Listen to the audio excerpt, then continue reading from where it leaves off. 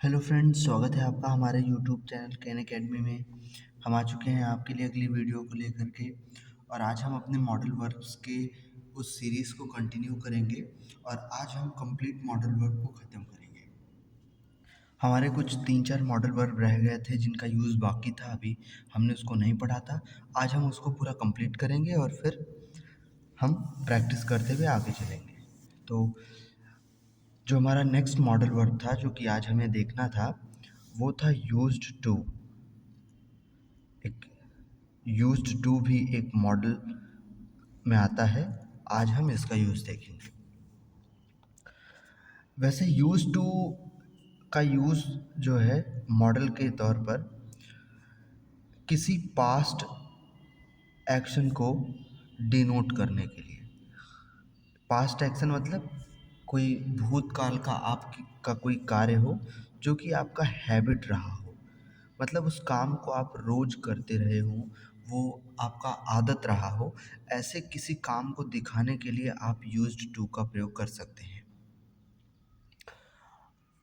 इसी को दूसरे रूप में अगर कहा जाए तो जैसे आप कह सकते हैं कि डिसकंटिन्यूएड एक्शन। आपका कोई अगर ऐसा कार्य हो, कोई ऐसा एक्शन हो जो डिसकंटिन्यू रहा हो, मतलब वो पास्ट का हैबिट रहा हो और प्रेजेंट में आप उसे नहीं कर रहे हो, तो उस केस में भी यूज्ड टू का प्रयोग किया जा सकता है। पास्ट एक्शन के लिए माने भूतकाल की आदत के लिए आप यूज्ड टू का प्रयोग करते हैं।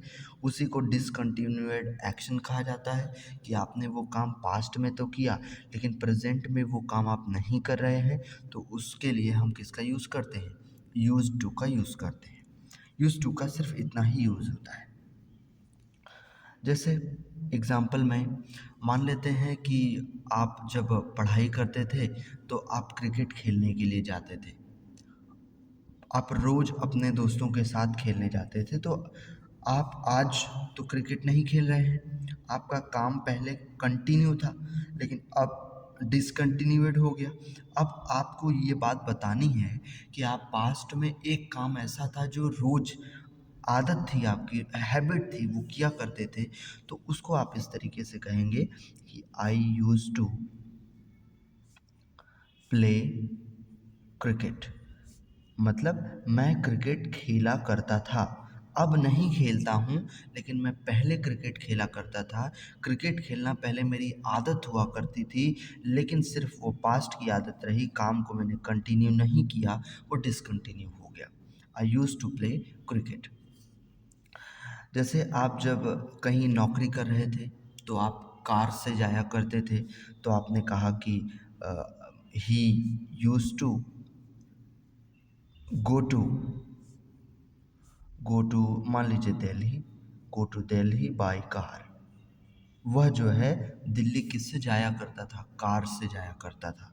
उसका पास्ट एक्शन है, उसकी आदत थी उस वक्त, वो काम अब डिसकंटिन्यूएड एक्शन में बदल गया, अब वह ऐसा नहीं करता है।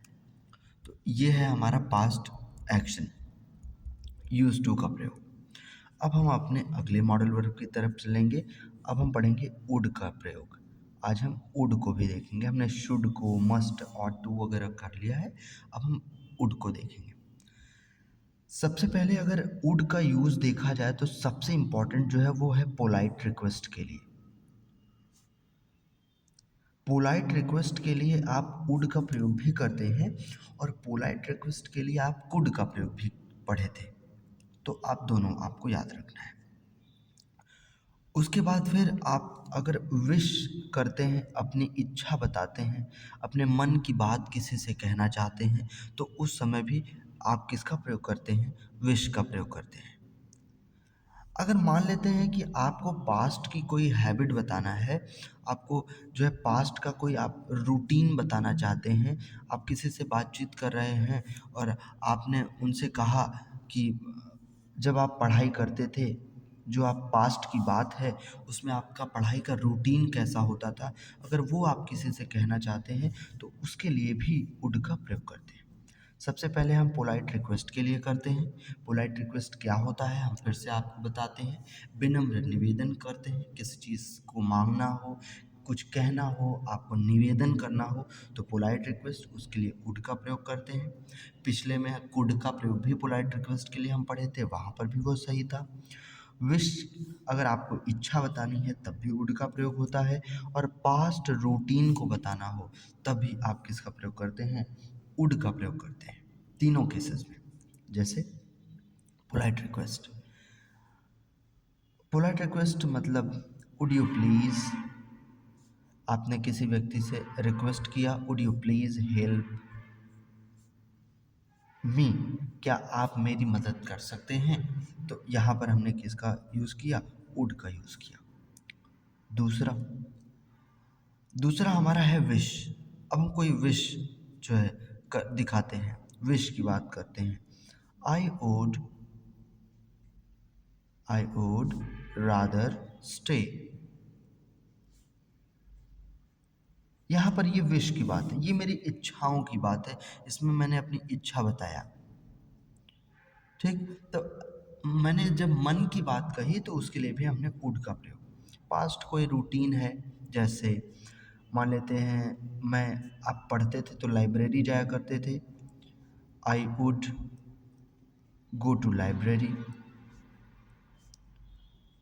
आप ये बात कह सकते हैं। तो इन तीनों एग्जाम्पल से आपके ऊपर के तीनों चीज़ क्लियर हो गए कि वुड का यूज़ हम किस किस केस में कर सकते हैं, कहाँ कहाँ पे कर सकते हैं। तो अब हमें आगे देखना है कि हम अगले पे चलते हैं।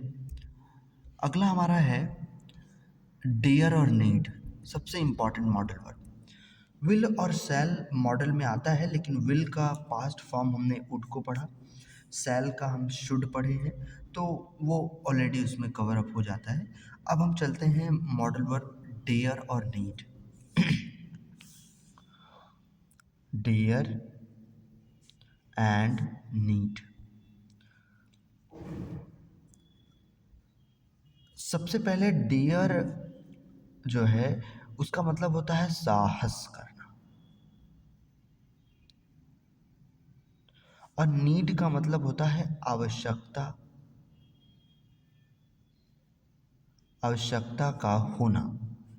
डेयर माने साहस करना, और नीड का मतलब होता है आवश्यकता का होना। अब आपको डेयर और नीड के बारे में पढ़ना है। मॉडल वर्ब्स ये हैं जरूर, पर इनका एक और नाम है, इनका नाम है मार्जिनल, मार्जिनल ऑक्सिलरी वर्ब, लेयरी वर्ब। अब ये नाम इनका है क्यों, क्योंकि डेयर और जो नीड है ये दोनों हेल्पिंग वर्ब की तरह भी काम करते हैं। मतलब is, am, are, was, were, do, does, did, इन सभी हेल्पिंग वर्ब के जगह पर भी आप इनको रख सकते हैं, और इसके साथ साथ आप मेन वर्ब के रूप में भी इनका यूज देखेंगे। सिर्फ ये दो ऐसे शब्द जिनका हेल्पिंग वर्ब और मेन वर्ब दोनों के रूप में यूज होता है, इसलिए इनका नाम है मार्जिनल ऑक्सिलरी वर्ब, जिसमें आपका आता है डेयर और नीड। अब हम एक एक करके कंप्लीटली इसको देखते हैं। देखिए नेक्स्ट पेज पे चलते हैं। सबसे पहला एग्जाम्पल नीड का, जैसे मान लेते हैं कि आपके घर में पैसे की दिक्कत थी, आप किसी आदमी के पास गए, आपने उससे कहा कि आई नीड वर्क, मुझे काम की आवश्यकता है।